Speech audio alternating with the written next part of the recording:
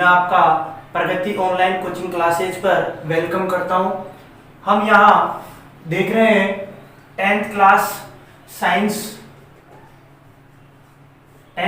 Science का lesson number 7 परमाणु सिद्धांत, तत्वों का आवर्त वर्गीकरण एवं गुणधर्म। ये लेसन आपके राजस्थान माध्यमिक शिक्षा बोर्ड में 5 नंबर का लेसन है। इस लेसन में हम जो पढ़ने जा रहे हैं वो है परमाणु सिद्धांत, तत्वों का आवर्त वर्गीकरण एवं गुणधर्म। हम यहाँ इस लेसन को 3 पार्ट में डिवाइड करके अध्ययन करते हैं। पहला पार्ट होगा परमाणु सिद्धांत, दूसरा पार्ट होगा तत्वों का आवर्त वर्गीकरण और तीसरा पार्ट होगा इसका गुणधर्म। यहाँ हम देख रहे हैं इसका जो पहला पार्ट है परमाणु सिद्धांत।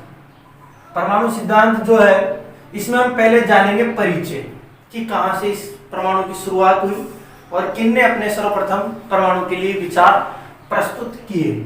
जो हमारा नेक्स्ट टॉपिक होगा इसका वो है डाल्टन का परमाणु सिद्धांत। यह सिद्धांत परमाणु के लिए एक नियम के आधार पर दिया गया सिद्धांत था।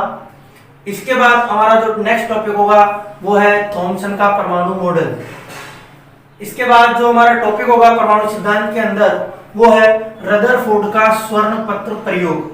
ये प्रयोग एक अच्छा प्रयोग है और पढ़ने में भी एक इंटरेस्ट टॉपिक है।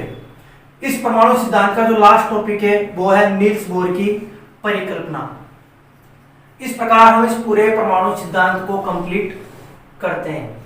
हमारा जो नेक्स्ट पार्ट है इस लेसन का वो है तत्वों का आवर्त वर्गीकरण। तत्वों का आवर्त वर्गीकरण सामान्य रूप से आपने आपकी पिछली क्लासों में सुना होगा। सोडियम, पोटेशियम, कैल्शियम, ऐसे कई सारे तत्वों के नाम आपने सुने होंगे। जब इन परमाणुओं की खोज हुई तो इनको एक व्यवस्थित तरीके से जमाने का जो काम हुआ उसी को हम यहाँ जानेंगे। क्या है? सबसे पहले तो वर्गीकरण की आवश्यकता, कि तत्वों का वर्गीकरण करने की आवश्यकता क्यों हुई। जब आवश्यकता हुई तो सबसे पहला जो वर्गीकरण दिया गया डोबे-राइनर के द्वारा, डोबे-राइनर का त्रिक नियम। जो वर्गीकरण इन्होंने किया उस वर्गीकरण का नाम था, उस नियम का नाम था डोबे-राइनर का त्रिक नियम। जो हमारा नेक्स्ट टॉपिक है इस वर्गीकरण में वो है न्यूलैंड का अष्टक नियम। क्या है? न्यूलैंड का अष्टक नियम। इसके बाद हम जानेंगे मेंडलीव की आवर्त सारणी के बारे में। वर्तमान में हम जिस आवर्त सारणी को पढ़ते हैं उस आवर्त सारणी को बनाने का जो सर्वप्रथम श्रेय दिया गया वो इसी सारणी को दिया गया, मेंडलीव की आवर्त सारणी। इसके बाद हमारा टॉपिक है आधुनिक आवर्त सारणी। आधुनिक आवर्त सारणी। इस प्रकार हम इस पार्ट को भी इस लेसन में कंप्लीट करेंगे, तत्वों का वर्गीकरण। इसके बाद जो हमारा टॉपिक होगा, हमारा पार्ट है गुणधर्म। गुणधर्म में क्या है? जब हम तत्वों का वर्गीकरण कर लेते हैं तो उन परमाणुओं में, उन तत्वों में उनके गुणों के आधार पर हमें कई विभिन्नताएं नजर आती है और इन गुणों के आधार पर ही हम किसी परमाणु के बारे में अध्ययन करते हैं। पहला टॉपिक है इसका प्रभावी नाभिकीय आवेश। ये इन सभी टॉपिक्स के लिए एक इंपॉर्टेंट टॉपिक है। इसके बाद है परमाणु त्रिज्या, नेक्स्ट है परमाणु आकार और इसके बाद हम जानेंगे आयनन एंथैल्पी। इसका आप दूसरा नाम भी पढ़ेंगे आयनन ऊर्जा। क्या पढ़ेंगे? आयनन ऊर्जा। नेक्स्ट है इलेक्ट्रॉन लब्धि एंथैल्पी। इसका भी एक नाम और है, नाम है इसका इलेक्ट्रॉन बंधुता। इलेक्ट्रॉन बंधुता। नेक्स्ट टॉपिक होगा हमारा विद्युत ऋणता। इसके बाद होगा संयोजकता और इसके बाद हम जानेंगे धात्विक गुण और अधात्विक गुण। इस प्रकार से हम इस लेसन को पढ़ते हुए यहाँ पर कंप्लीट करेंगे। तो आपने देखा इस लेसन को हम 3 पार्ट में डिवाइड कर सकते हैं। पहला परमाणु सिद्धांत, इसमें हम कौन से टॉपिक पढ़ेंगे यहाँ आपको दिए हुए हैं। इसके बाद जो हमारा नेक्स्ट पार्ट होगा इस लेसन का वो है तत्वों का वर्गीकरण और इसमें हम किस प्रकार से इस पार्ट को कंप्लीट करेंगे, इसके टॉपिक्स यहाँ दिए हुए हैं। जब हम तत्वों का वर्गीकरण कर लेते हैं तो उन वर्गीकरण में जो तत्वों में विभिन्नताएं पाई जाती है उनको हम यहाँ इन परमाणु इन टॉपिक्स के आधार पर जानेंगे।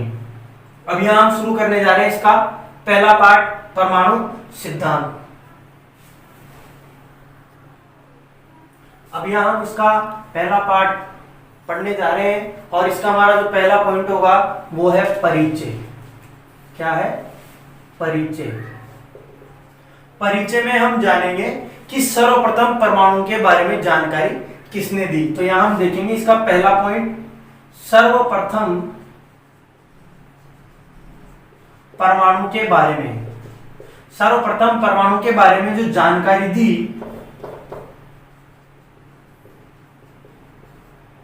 सर्वप्रथम परमाणु के बारे में जानकारी दी हमारे भारत के ऋषि हैं महर्षि कणाद। महर्षि कणाद इन्होंने ये बताया परमाणु के बारे में कि जितने भी पदार्थ हैं, यानी प्रत्येक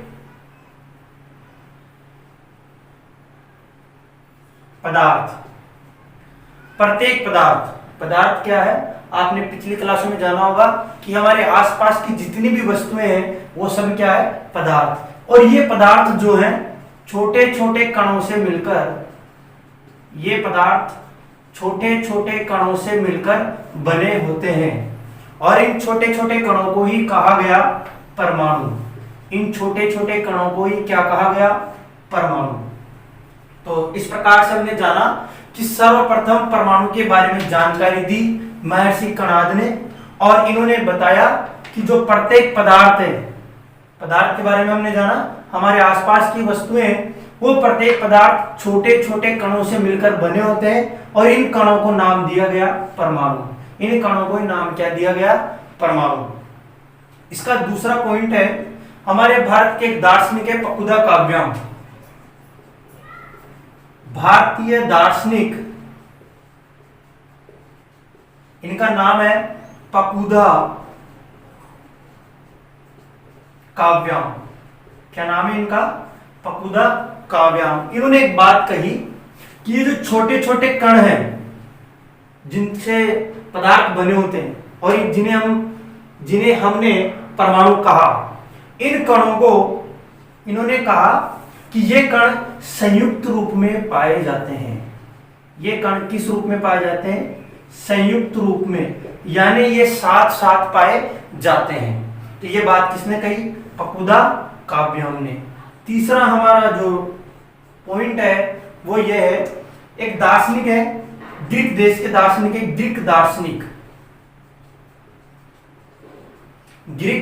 दार्शनिक, उनके नाम थे डेमोक्रिटस एवं ल्यूसिपस।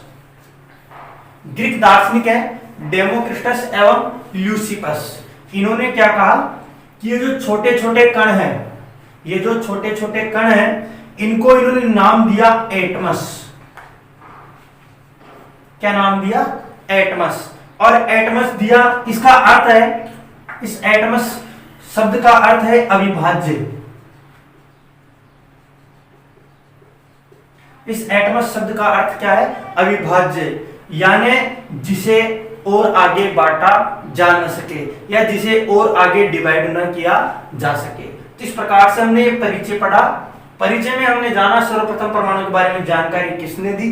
नेक्स्ट ये कहा गया पकुदा काव्याम के द्वारा कि ये जो परमाणु है वो संयुक्त रूप में पाए जाते हैं, यानी साथ साथ पाए जाते हैं। तीसरी बात, जो ग्रीक देश के दार्शनिक हैं डेमोक्रिटस एवं ल्यूसिपस, इन्होंने इन परमाणु को नाम दिया एटमस अपनी भाषा में, ग्रीक भाषा में, और इसका अर्थ होता है अविभाज्य, यानी जिसे बांटा न जा सके।